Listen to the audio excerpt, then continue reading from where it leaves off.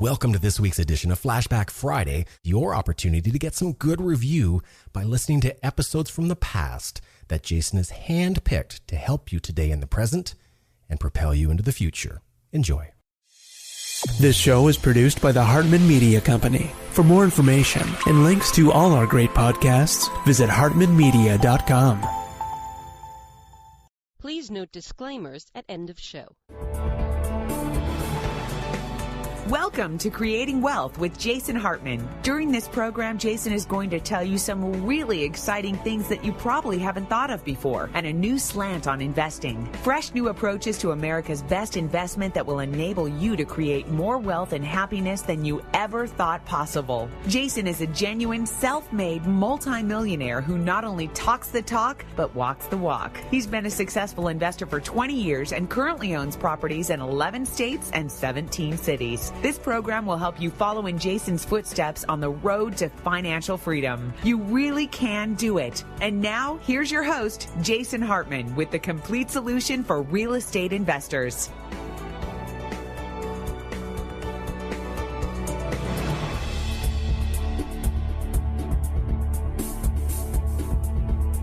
Hey, welcome to another edition of the Creating Wealth Show. This is Jason Hartman, where we talk about creating wealth through the most historically proven wealth creator, income properties. Yes, income properties in diverse markets, purchased correctly, at or below the cost of actual construction, can make you very, very wealthy. Make sure you check out a whole bunch of our new properties at jasonhartman.com/properties. We have a lot of new inventory in Dallas that you might find particularly interesting. That is a new relationship, a new vendor that we just brought on board who is doing some excellent rehab properties. I was out to visit them a couple of weeks ago, as I mentioned before, and I think you'll really like what they have. There's some good product there, and we will have them on the show very soon. I actually recorded an interview with them when I was in Dallas, and we will air that very soon. Today, we're going to interview Thomas Sowell, the author of Basic Economics and many other books. We're talking to him today mostly about his latest book, The Housing Boom and Bust. And Thomas Sowell is a consummate academic. I used to read him in Forbes magazine years ago and really always liked what he had to say. He was very reasonable and logical and interesting and did a great interview for us. Before we get to the interview, though, I want to mention that the Creating Wealth event on the day before my birthday, October 3rd, I just had to throw that in there, is going to be canceled. We are probably not going to do the Creating Wealth seminar anymore. What we've decided is that it's just not long enough, and we need a bigger event, a more robust event. So we're probably going to turn that into sort of a boot camp, if you will. More to come on this. But our big event, which is only twice a year, is coming up, and you must attend this one. It is the Masters Weekend, very special event where we have guest speakers flying in from all over the country on many different aspects of investing, asset protection, etc. Here's a little info about it right now. Good morning, everyone. There's never been a better chance to learn what you need to know to achieve financial independence, and it happens over the course of 2 powerhouse days, every spring and every fall, with a panel of 16 vibrant, intellectually motivated, and, I'll say it, slightly obsessed with real estate experts leading the way. There's a good chance you'll be sad to see it end. This is the Masters Weekend, a gathering of experts, where we fly in experts from all over the country. We have guests here today from as far away as North Carolina and Colorado, and then we have experts flying in from many states all over the USA. Probably the most interesting thing that I've learned so far is about the 1031 exchanges. I thought that was an excellent presentation, answered questions I didn't really even know I had. And yes, we are planning to invest with Platinum Properties, and probably in the Go Zone, but perhaps not exclusively. And we were greatly impressed today with the surroundings and the glamour and the style, but also the information. And Karam and Sarah and all the folks here at Platinum have helped us tremendously. So I think we're on the road to success. Don't wait to buy real estate, and then wait. The Masters Weekend is a twice-yearly special event, so don't wait another 6 months to learn the skills that could make you financially independent. Space is limited, so your immediate registration guarantees a seat in the room at Platinum Properties Investor Network with Jason Hartman and our gathering of experts. So as you can see, the Masters Weekend has been a highly acclaimed event, and you must join us for it. It is a fantastic event. We had a comment also on our prior show about green hell, and I just wanted to mention it to you because one of our listeners who said that he very much enjoys the show, but didn't really like that one that much because he thought it was a little bit unrelated and lacks specificity to some extent. And a couple things I want to say about that. Number one, I appreciate the comment. Number two is that on the show, when I interview these guests and I talk to them, we don't have time to go into a whole bunch of detail. We're talking many times on a kind of a conceptual level, as you've noticed, especially about a topic this broad as environmental policy and so forth. But I really want to mention this to you with these fires that we're having today in California. And as I was thinking about it today, I went to bed last night, and this huge fire that's burnt, I guess, about 42,000 acres, just in the time I was sleeping, doubled in size to where it's about 85,000 acres now. And that was when I woke up this morning. Hopefully they've gotten a little more under control now, but who knows? I haven't listened to the news all day. And part of the reason, and I'm not saying that's the reason for this fire, but many fires have occurred because of environmental policy. Because of green hell. And that was the name of the author, the book that I interviewed Steve Malloy on the last show. And the cost of these kind of radical environmental policies are in every aspect of our lives. They influence the price of gas that we pay at the pump. They influence these wildfires that are happening constantly in California and in other places around the nation and around the world. One of the reasons I remember years ago, one of the big fires we had where I had to evacuate my own house, the time I lived in Irvine in an area called Turtle Rock, and had to evacuate. And part of the reason that fire occurred is because the environmental movement would not let people clear brush. And the reason they wouldn't let people clear brush, which is the fuel for these fires, is because it would disturb the habitat of some little rodent or some bug or something like that. And I'm not saying this is all bad, everybody. I'm taking a middle ground on it.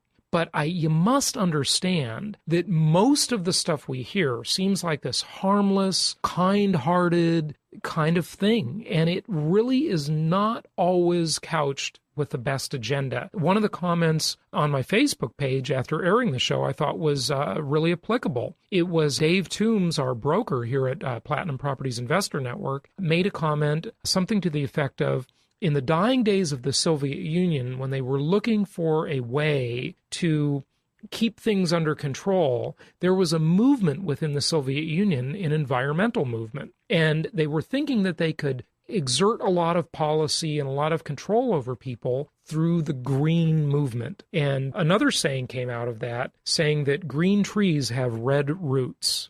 Welcome to this week's edition of Flashback Friday, your opportunity to get some good review by listening to episodes from the past that Jason has handpicked to help you today in the present and propel you into the future. Enjoy. Okay, red meaning communism or socialism. So I just really encourage you to, whenever people talk about the environmental movement, to really think beyond what is on the surface. There's a lot more to it than that. It affects real estate, it affects your financial life, and it is related to creating wealth, okay? One of the things you're going to hear on this show is when Thomas Sowell and I discuss how people in wealthy neighborhoods, and that's true in my own neighborhood right here in Orange County, in Irvine and Newport Coast and these beautiful kind of upper end areas, they use environmentalism as a way to exclude people. They use it as a way to keep people out.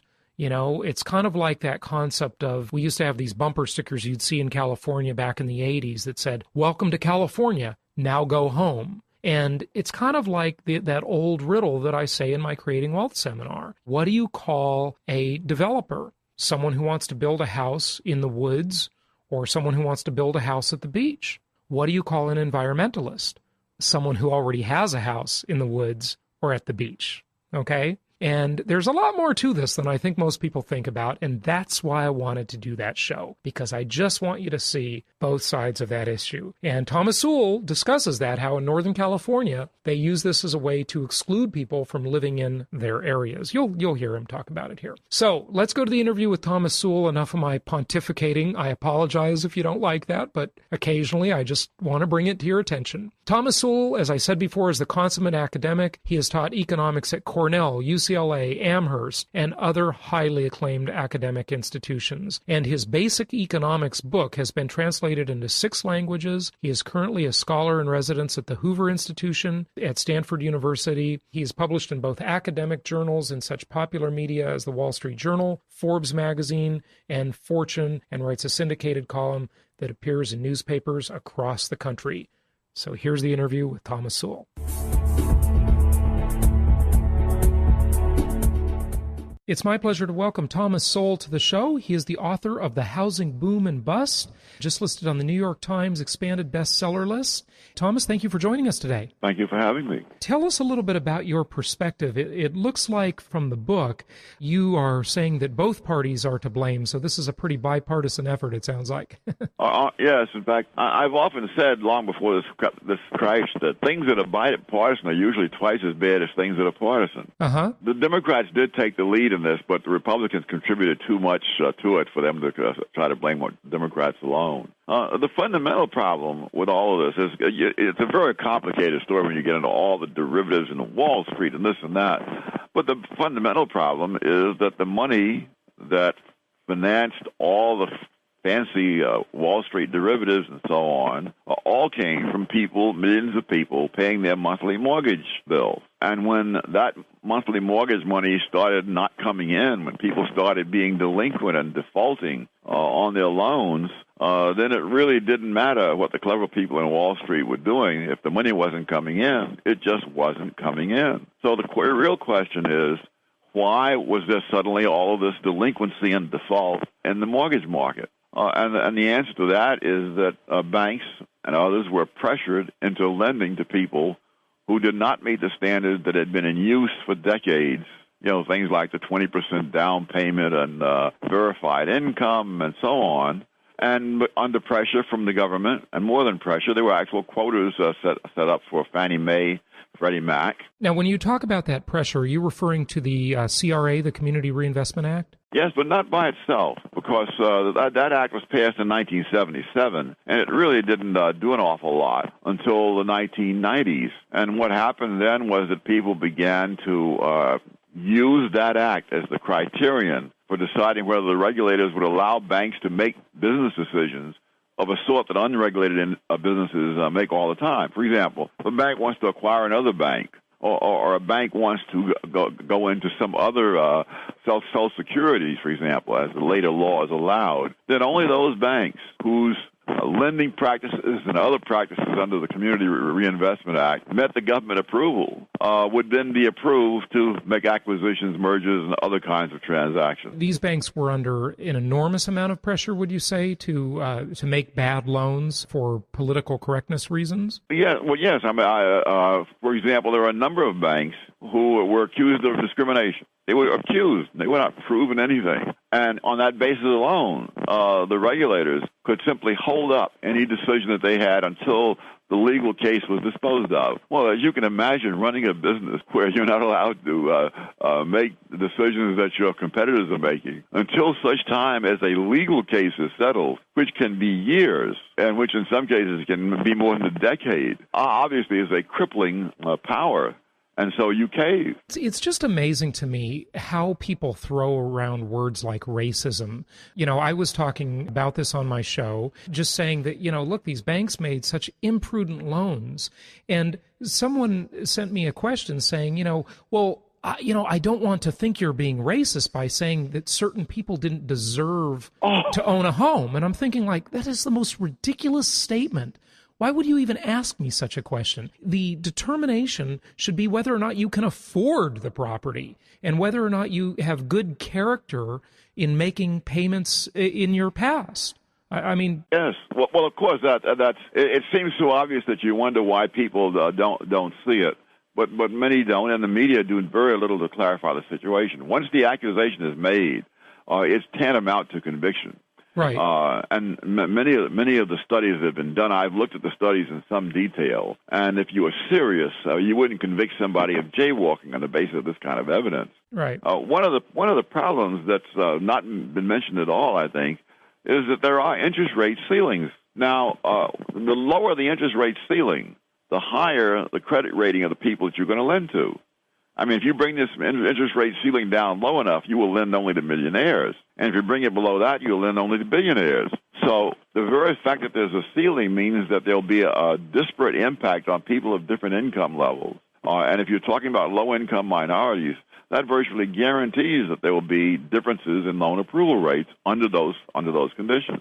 I'm not saying that was the only reason. It was by no means the only reason. When you look at the borrowers, you discover that credit scores vary by group. That is, blacks and Hispanics don't have as high a credit scores on average as whites, and whites don't have as high an average credit score as Asian Americans. And in fact, what was fascinating to me was how the press, in pushing their case that this was a question of white racism causing blacks not to be approved as often, even though blacks, like whites, most of them were approved anyway. If you look at the very same data and the very same studies, you find whites weren't approved as often as Asian Americans. So now, since most of the loan people are white, you're going to tell me that they're discriminating against whites and in favor of Asian Americans.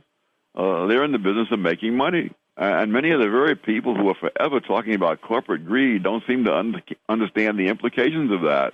That is, if you're in business to make money, you're certainly not going to turn away people who are going to pay you back with interest. You know, one of the radio show hosts that used to be here in the LA market, he was very popular, and he endorsed us on our radio advertising, our commercials. He was, reading our commercials a lot. And one of the things he said when I saw him speak once is he said, can you imagine the conversation that would happen when people accuse companies of discrimination? Some executive is sitting at the breakfast table who runs a huge company talking to their spouse, and their spouse is saying, let's get a bigger, better, nicer home. And the executive would be thinking, well, gee, I don't want to sell to people of a certain race. Can you imagine they would turn down money? I mean, they never have. Yeah. And moreover, this is not a question like of person at the bank or the lending agency is probably going to see this applicant one time. Right. Or maybe they never see them at all. I mean, that's right. That's in many cases you don't even see them. Right. Because you do it over the phone. And their contact with them in future will just be checks arriving in the mail. And the idea that this guy is going to be sitting and saying, I know this guy is black and I hate to see his check coming in this month. Yeah. I mean, yes, well. Just on the face of it, it just doesn't make any sense because everybody goes for the green, everybody likes the money. Well, besides the Community Reinvestment Act and other similar pressures, what else went on with the housing boom and bust? I mean, in your book, you break it up into the economics, the politics, and then some mystiques and housing mistakes.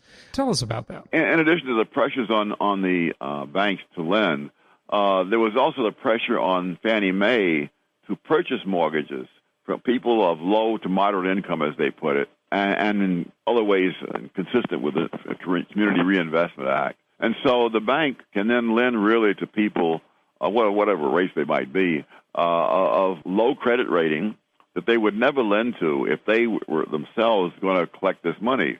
What the banks do in this case, they can make the mortgage, sell the mortgage to Fannie Mae, collect their money now on a 30-year loan, and let Fannie Mae worry about what's going to happen, whether these people will pay this thing off for 30 years. And so it was government-subsidized moral hazard. And Fannie Mae, of course, had the taxpayers to back them up. So risky mortgages carry higher interest rates. Fannie Mae has every incentive to buy these risky mortgages because if they make a profit, then Fannie Mae profits. And if they make a loss, again, they have the taxpayers to fall back on. Yeah, and then they also have the printing press to fall back on, too, with the Federal Reserve, right? Yes. Now, the politics of it was just unbelievable because all sorts of people, not only in the United States, but even overseas, the Economist magazine started warning some years ago that there are all these risky mortgages out there on American houses. People overseas were buying securities based on those mortgages, and the whole thing looked very shaky. So they did not lack for warnings. The head of the Federal Deposit Insurance Corporation warned them. Secretary of the Treasury Snow warned them. Alan Greenspan warned them about Fannie Mae. I even did a piece in the Wall Street Journal. I mean, it's joining the mob. I mean, you could just name barons, fortune, all sorts of people warned them. And the answer was always the same, that to the extent that you emphasize safety, and they poo-pooed the danger. To the extent that you emphasize safety, you're going to reduce the ability of the banking system to make housing affordable. There was just no telling them anything until the whole thing burst. Yeah, it was a big house of cards and moral hazard. And you know, this is the problem, Thomas, when government gets involved. It becomes a special interest nightmare. If the government just stays out of the way, all of these special interests and all of these people that have their own agendas that are contrary to really the public good in most cases, at least on the long-term public good, sometimes in the temporary, They slap a Band-Aid on problems, but they never really seem to cure them. They create dependency, they create animosity, they create class hatred. You know, it seems to me like when you're talking about this issue, we started off on of CRA and race and underserved populations and things. It seems to me that if the government really wanted to be neutral, they'd stop counting and stop asking. I've sort of always wondered why they even ask what race I am on the census form and on a loan application. I know on the loan application you don't have to answer it, but why do they even count this stuff? Because there's political mileage in it. Yeah. One of the other aspects of government, here in this case would be state and local government, there was a very false premise, quite aside from the racial aspect. There was a fundamentally false premise behind this whole drive for creating more affordable housing. And that was that there was a national problem of unaffordable housing. It's just clear beyond words. I cite all the sources and so forth in the book, The Housing Boom and Bust. But there was not a national problem of housing becoming unaffordable. What there were particular areas of the country, coastal California being the classic example, where housing was indeed enormously expensive.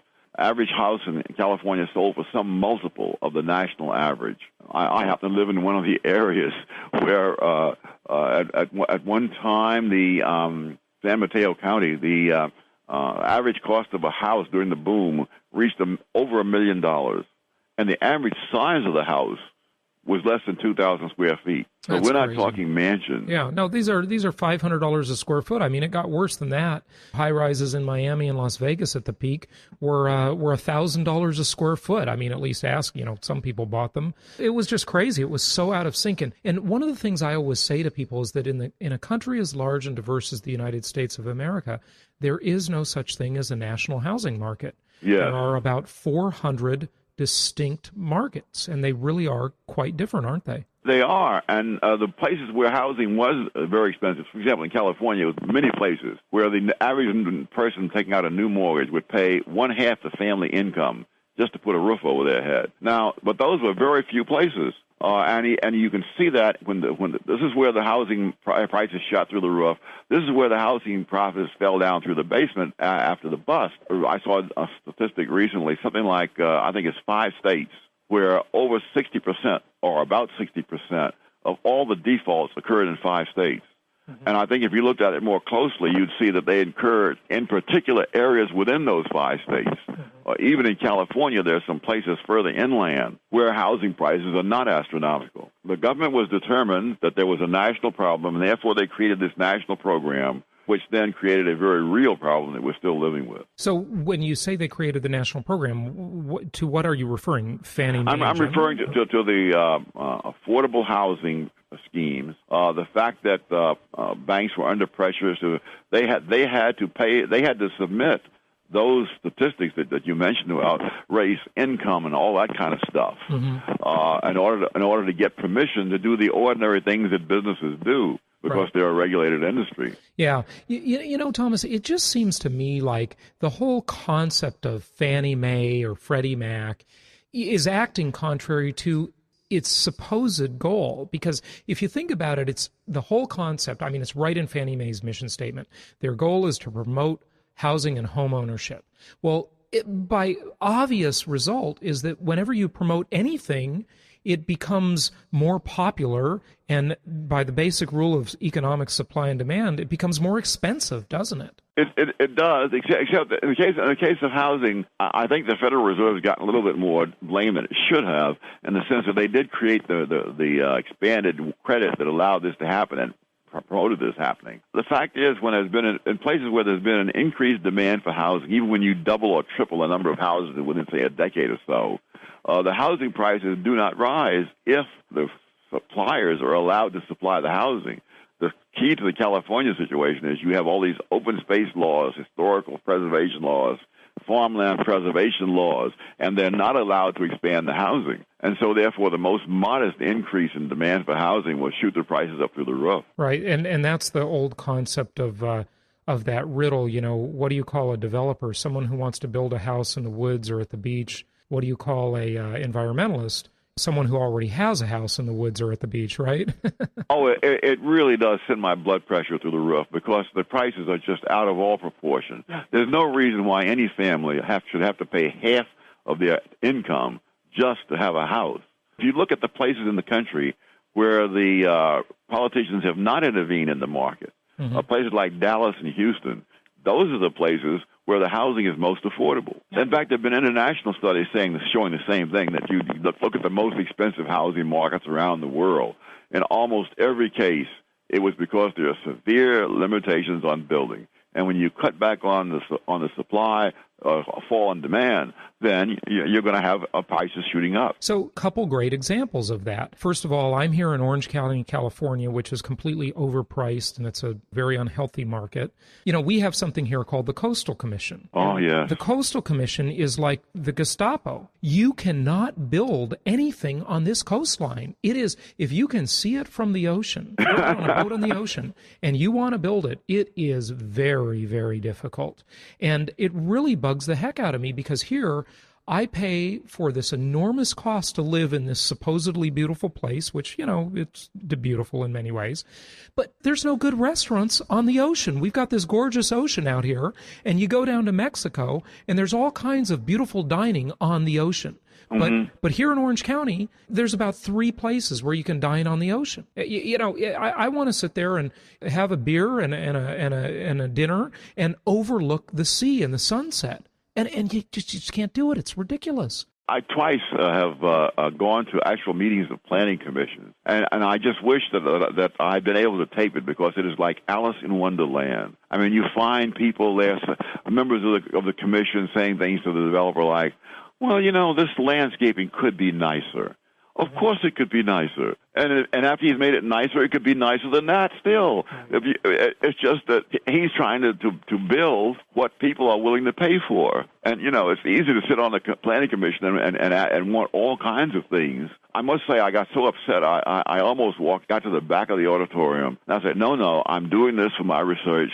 I need to sit down and just suffer through it. And I did. But I certainly wish that this stuff had been taped. You are so right about that. The hypocrisy is amazing. You've got all these armchair bureaucrats that dictate things under the guise of let's preserve the beauty of the land and so forth. And certainly there's something to be said for planning and prudent things here. Obviously, there's a place for that. I'm sure you would agree too. But you look at a place like Aspen, Colorado, right? Under the guise of preserving the environment, housing has become so expensive. All of the service people that work in the restaurants, that clean the homes of these zillionaires who already have their home there, they have to live down the valley and commute in. I mean, and they talk about the environment. How good is all that road traffic for the environment? We have exactly the same problem here in Palo Alto, we're right near Stanford University, as you know. Only 7% of the Palo Alto policemen live in Palo Alto. Yeah.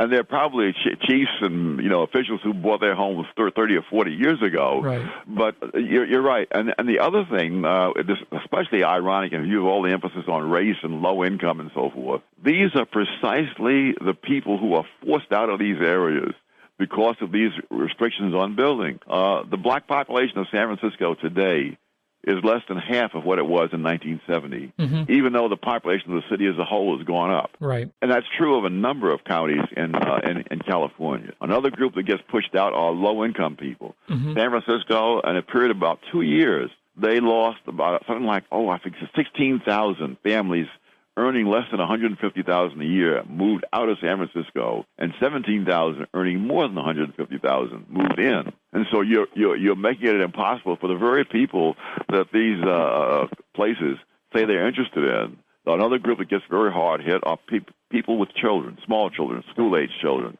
So they're constantly closing schools because if you're old enough, if you're young enough rather, to have school-age children, chances are you have not yet reached your peak earning years. And only people who reach their peak earning years can afford to buy the kind of housing that you have after all these restrictions. Do you think, Thomas, that the people, the powers that be here, do they know that this is happening? Do they know that their designs are either corrupt or have unintended consequences as they do? Or are they just oblivious to it? I suspect they're oblivious at best because they have no incentive to find out. The utter hypocrisy in all this is that the environmentalists who push this stuff are constantly talking as if they're trying to save the last few patches of greenery from being paved over. In point of fact, over 90% of the land area of the United States of America is undeveloped. So that all the histrionics they go through is an utter farce. San Mateo County, for example, over half the land in the entire county has nothing built on it. And yet they're constantly saying, we need more open space. And what they really mean is they want a cordon sanitaire around these affluent communities so that only other affluent people can move into them. Exactly. It's called preserving the character of the community. And it's a farce in the housing market because housing turns over. Areas that used to be for the rich are now working-class neighborhoods. Harlem, for example, was once a middle-class Jewish neighborhood. It became a working-class black neighborhood. Many places the opposite occurs. Places that were once run down have now been gentrified. It happens with commercial properties. The original walled-off Astoria Hotel was torn down so that the Empire State Building could be built on that site. I mean, housing turns over. What happens is that affluent people who like the way things are now use the law to freeze that and deprive other people of the rights that they themselves exercised earlier. You know what? You could not possibly be making more sense when you say that. That is so true. It reminds me of the bumper stickers you used to see in California. Welcome to California, now go home.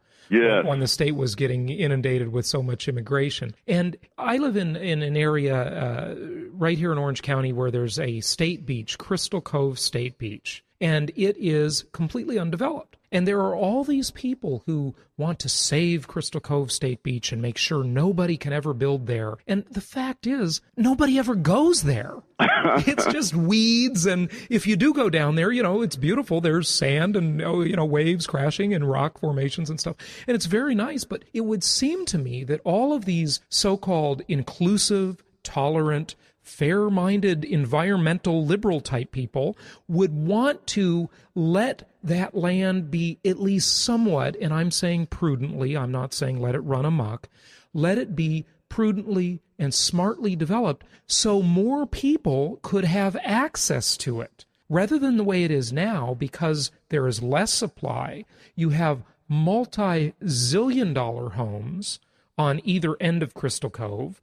And because they don't let any more supply be created, they just wall off the community, just like you said. So it is theirs, and they keep other people out under the guise of what is best for the environment. They don't want to face that. Some years ago, my wife, who did a local column, wrote about how you can't be keeping everything off limits to building without, and at the same time think that you're helping the poor, or for that matter, in Palo Alto, even the middle class can't live there.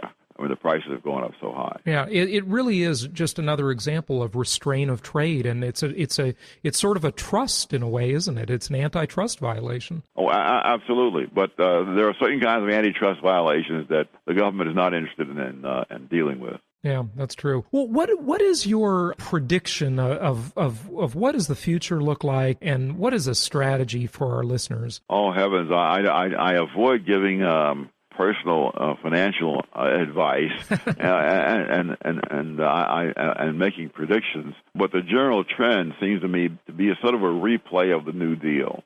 That is, these enormous sums of money that are being spent really don't show much promise of getting us out of the recession quickly. And I don't believe that's their purpose. I think, as with the New Deal, and Rahm Emanuel, the president's chief of staff, put it very clearly, you don't want to let a crisis go to waste, meaning that while people are panicked in a crisis, the federal government can do things they couldn't get away with politically otherwise. Yeah, that's the old concept of the false flag. I mean, even if the crisis is legitimate, which this is on various levels, but sometimes the crisis is created so they can then go in and implement all their new policies. And I mean, that statement of Rahm Emanuel right at the beginning of the Obama administration was very scary to me. It was, but the media typically didn't say much about it. I think the tip-off was this huge spending bill that was rushed through in 2 days, 1,000 pages, and no one could have read it. You're talking about the Paulson one or the Obama one? No, the one during the Obama administration. I mean, 2 days, and then it sat on the president's desk for 3 days while he was off on a holiday. So the question becomes, why is it necessary to rush such a bill through, particularly since everyone agrees that the actual money will not even be spent by the end of next year? And the answer is you have to rush it through, not in order to get out of the recession, but to get the government more power before people have a time to think about it, have hearings, and any opposition to develop for it. Right. And so they accomplished their purpose. Similarly with the General Motors thing, someone asked, if General Motors is going to go bankrupt, why does the federal government need to pour tens of billions of dollars into General Motors, and then they still go bankrupt? Why not let them go bankrupt without the tens of billions of dollars? And the question is, well, the tens of billions of dollars do not buy success for General Motors or for the economy. What that buys is the power of the federal government to tell General Motors what to do, as exemplified by the president's getting the head of General Motors fired. Sure. And now, at the end of this, the government will own 60% of the company. Moreover, the government will also subsidize General Motors in other less visible ways, such as buying these kinds of cars that they're going to tell General Motors to build, if nobody else buys them, which is a very likely thing that they will not be publicly popular. Yeah, we are really on a socialist track, aren't we? In the good old U.S. of A. We're on a fascist track, and the socialists want government ownership of the means of production. The fascists would allow the owners to stay owners, but the politicians would dictate to them, and that's much better politically for them in the sense that when something goes wrong at General Motors now, Obama can say, well, the General Motors didn't have good management practices. And so you can kibitz from the sidelines, force them to do things, but when they don't work out, then you can dump the blame on the owners. Yeah, that's a good idea. Rather than it's still a centrally planned economy, but there's like one step removed with fascism, because then you have the corporatocracy indirectly, or well, directly, but they're just a puppet of the government, right? Right. Yeah. Very interesting. Well, so what is coming up? You don't give predictions, but give me some broad thoughts that you have. You know, we won't hold you to it, but do you think inflation is coming? Oh, I would bet the rent money on it. I mean, I don't know when governments have run these levels. Well, our government has never run these levels of deficits except in wartime. And you can't just keep doing that without inflation. I mean, you're conjuring up money out of thin air one way or another. And somewhere down the road, somebody's going to pay for it. And who's going to pay for it will be posterity. And as far as the politicians are concerned, that's fine, because posterity doesn't vote. Right. It seems like we're going to have a big attack on our assets. And inflation is such an efficient means of wealth redistribution, because it takes anybody who is holding assets, their assets become devalued in real dollar value. So if they have equity in real estate, if they have stocks, bonds, mutual funds, and on the other side of it, all of those who owe money, the debtors, they benefit because their debt becomes cheaper to repay, doesn't it? It does, but I think there's the real redistribution is from the private sector to the government. President Obama has said that there's not going to be any tax increase except for the rich. However, that's defined. But inflation is the broadest base tax of all. The poorest person in America will find the value of his paycheck or his welfare check reduced as a result of inflation. Yeah, no question about it. And if the government maligns the numbers by which they report inflation, they can say that the CPI only increased at 4% when maybe it really was 12 or 15%. I'm talking about the future now. Mm-hmm. They're essentially making the spread on that, aren't they? Well, it's going to be very hard to convince people that there's been no inflation when they're paying more for everything they buy. Right. Because a lot of the taxation will come through putting prices, raising costs really for private businesses, and those costs will be passed on to the people who buy their product. Sure. Any thoughts on China vis-a-vis the U.S. in terms of China buying our debt or objecting to buying our debt and their fears about us destroying the value of our currency? Oh, well, China has already expressed those fears, and they hold a very large amount of debt. The old Keynesian notion that we owe it to ourselves is long since gone by the board, because more than 40% of the privately held national debt is held overseas.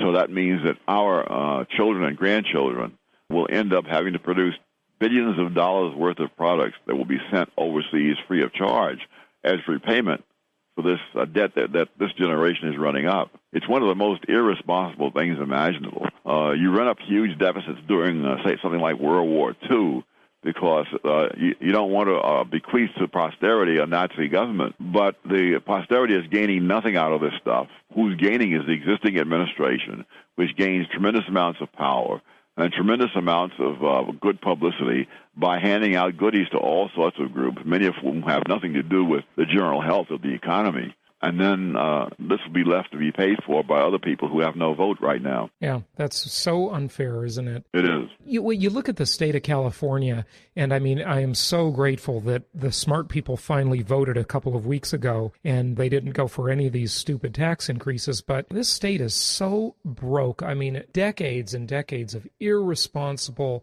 dependency-creating spending. Yes. Are we looking at a federal bailout pretty soon? Is Obama going to be running California too? More than likely. I can remember it wasn't that many years ago that California had a multi-billion-dollar surplus. But as you say, they had to hand out goodies to people, and particularly in the form of low electricity rates. And so they then ran the electricity industry into the ground. We had blackouts and so forth. And they ended up having to dump billions of dollars to rescue that situation. Many people seem to think that if they don't pay for it in cash right now, they're not paying for it. But, of course, you're paying for it in higher taxes. So whether you pay in one form or another really doesn't matter, except politically. Right. Or you might be paying not just in higher taxes, but in devaluation of your currency. Yeah, well, in case of the state can't issue its own currency. Right. I shudder to think what would happen in California if the state were allowed to issue its own currency. Can you imagine if each state had a Federal Reserve of its own and so on? Oh, my gosh. It would make the inflation in the Weimar Republic look like a child's play. I saw an article. It was interesting. I think it was just last week it ran in Bloomberg that inflation in the U.S. may approach Zimbabwe levels. I mean, oh my God. I don't even think it's going to get that bad. No, I hope not. A lot on the horizon. But, any thoughts on what the rate of inflation might be, when it might start to hit? I think we're about 2 years out. Oh, heavens.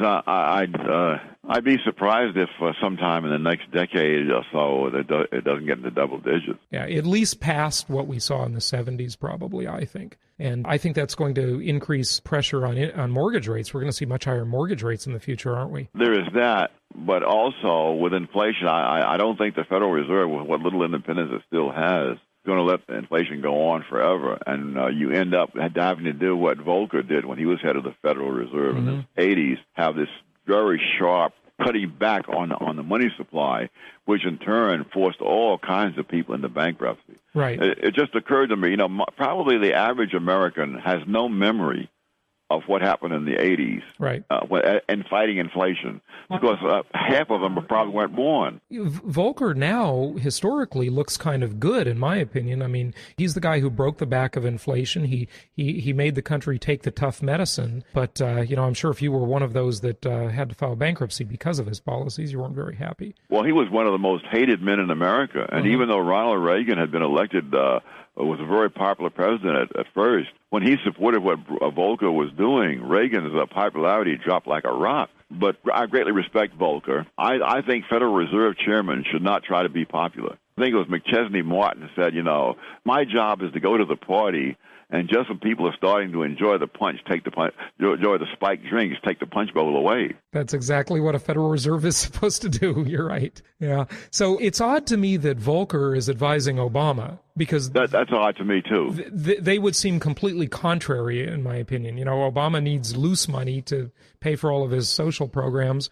and bailouts, and Volcker is sort of a tight money guy. Well, someone has pointed out that the policies followed by this government are the opposite of the policies advocated by Summers when he was outside of government. So I'm not sure to what extent these people are really people whose advice the president is seeking, or whether they're simply window dressing to make his administration more palatable. Yeah. So it's sort of like Jean-Marc Jacques in the early days of the Hitler regime, that the people say, well, Jean-Marc Jacques is a very sound man, and therefore we can rest sure that they're not going to do any crazy thing. Well, they did crazy things. Yeah. Well, I say to listeners, watch what they do, not what they say, and watch what they do, not with whom they affiliate. Yes, especially with this administration, because Obama is really a very smooth talker. And he knows what people want to hear, and he says it. And even if it is totally contrary, when he introduced this Sonia Sotomayor by talking about he's for the rule of law. No, she's an activist, Judge. She rules from the bench. Oh, absolutely. It really does take a certain amount of talent and a certain kind of person to say things like that. I mean, you have to be able to look up at the sky and say it's orange instead of blue, and say it with conviction. I guess that's the definition of a con artist, isn't it? It is. Yeah. Well, thank you so much for joining us today. The book is called The Housing Boom and Bust by Thomas Sowell. Anything you'd like to say in conclusion for our listeners? No, I think that it's hard to summarize a book that's very compact as it is. But I think you'll find that there, as I say at the beginning, there is plenty of blame to go around. So there's no point for all the finger pointing, especially the finger pointing outside of Washington, is just a charade. Yeah, it sure is. The special interests have taken over, that's for sure. Thank you so much for joining us today. We really appreciate your words of wisdom and your insights. Thank you. Bye-bye.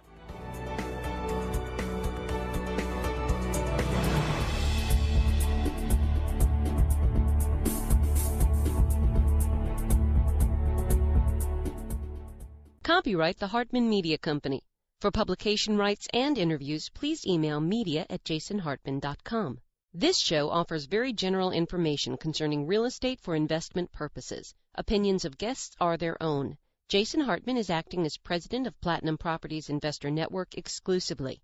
Nothing contained herein should be considered personalized, personal, financial, investment, legal, or tax advice. Every investor's strategy and goals are unique. You should consult with a licensed real estate broker or agent or other licensed investment, tax, and/or legal advisor before relying on any information contained herein. Information is not guaranteed. Please call 714-820-4200 and visit www.jasonhartman.com for additional disclaimers, disclosures, and questions.